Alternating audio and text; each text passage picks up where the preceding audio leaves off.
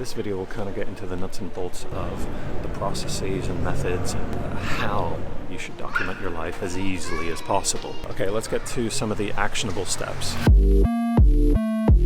First thing you want to do is remember that you want to keep this process as frictionless as possible. For me, the fastest and most authentic and frictionless process is creating videos on my iPhone. Whatever process you choose or method of documenting your life, you want to keep it simple. Don't worry, all my tips will apply to whether you're journaling or taking photos. So when I remember to keep this process as simple as possible, what makes it easier for me is using my iPhone. Within a few swipes, I can begin recording. So from idea concept to getting something recorded and out of my head takes less than 15 seconds. I've looked at a million different cameras, trading the pros and cons of like ISO readings to camera sensors, shutter speeds, 4K, HD, you name it, I've looked at it. Keeping this idea of like keeping it simple means, you know, I don't want to have to worry about batteries, I don't want to have to worry about microphones. I guess what I'm trying to say is like, don't let gear stop you from creating. I love riding a bike in Paris.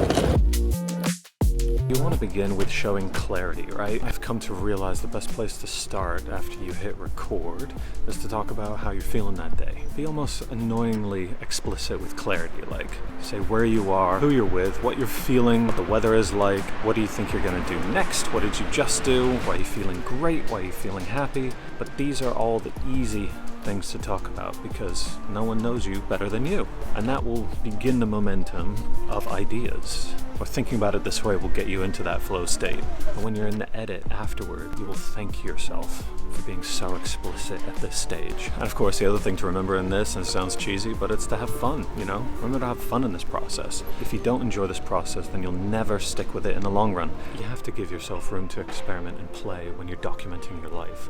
Whether that's journaling, whether that's creating daily vlogs or tutorial videos like I do, patience is key to everything. It's also easier when you're doing this for yourself. You know, you're not worried about the metrics of the algorithm. You're kind of being authentic to yourself. And that's what the audience will remember. And that's only if you want an audience. You know, you could make these videos only for yourself and for your future self. The audience could be your YouTube audience, or it could just be your friends and family. I remember a moment in my life where I didn't like photography at all. Like, I didn't understand it. I didn't know what ISO was. Didn't know shutter speed, aperture, any of that stuff, and it just was confusing and frustrating for me. But I decided, you know what, I want to get better at telling stories, I want to be a better storyteller. And the more I learned about videography and the visual art form, the more I began to love it. Gear shouldn't hold you back, but what gear should do is make it easy for you. Also, you want to bring a camera that you're not that precious over, right? You want to do whatever it takes to get the shot. You want to put your camera almost in like awkward positions, right? Maybe even treacherous locations to get unique angles, unique perspectives, and all of this serves to help you tell the story. Story is king, story is everything.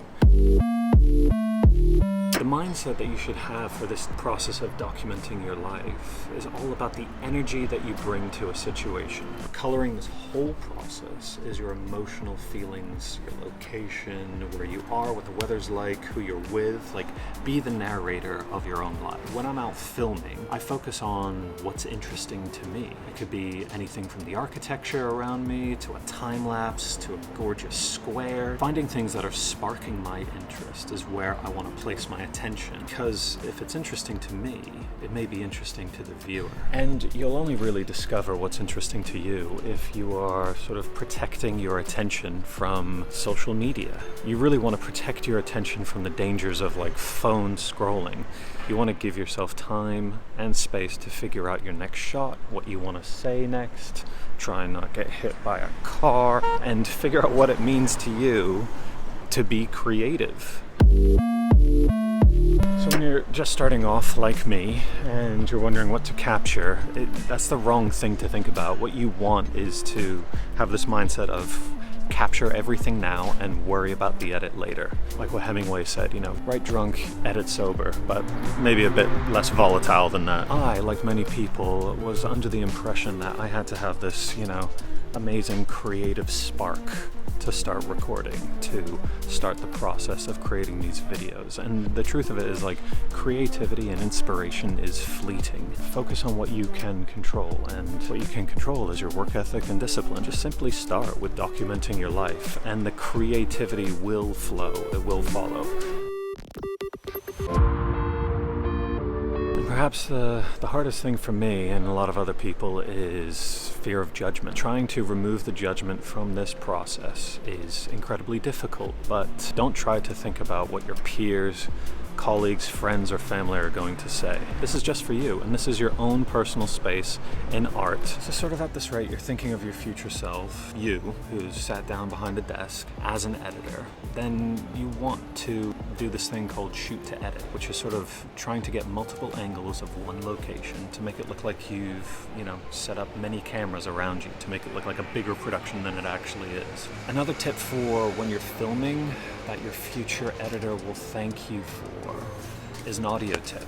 And what I mean by that is when you're recording yourself and you make an error or you flub over a word, snapping or clapping afterwards puts like a little spike in the audio waveform. So visually in Final Cut or After Effects or Adobe Premiere, you can see that mistake because there's an anomaly in the waveform. I realized, okay, everything up to that point is a mistake, so let's just cut that out. And that helped me speed up my editing. And also, like, when you're out and you're filming, you want to be more intentional about what you're capturing. You kind of want to get better at establishing the scene, where you're located, what you're doing, how you're feeling, and keeping that sort of momentum of the story going.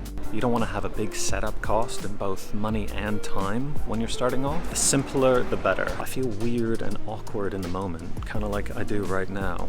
But it's almost like the footage you capture, when you watch yourself back, you'll kind of have this out-of-body experience a little bit, in that you'll realize that what you're thinking and feeling in the moment of capturing the video is different to how it looks on review. When I look back at the footage, I often look much more subdued or tired on the final film than I was feeling in the moment, and I just have to remind myself that, I need to overcompensate for this. I need to bring an extra 10% energy. You almost want to be treating yourself as both the subject and the reporter of your own life. So you're kind of asking yourself questions in your mind and like answering them aloud.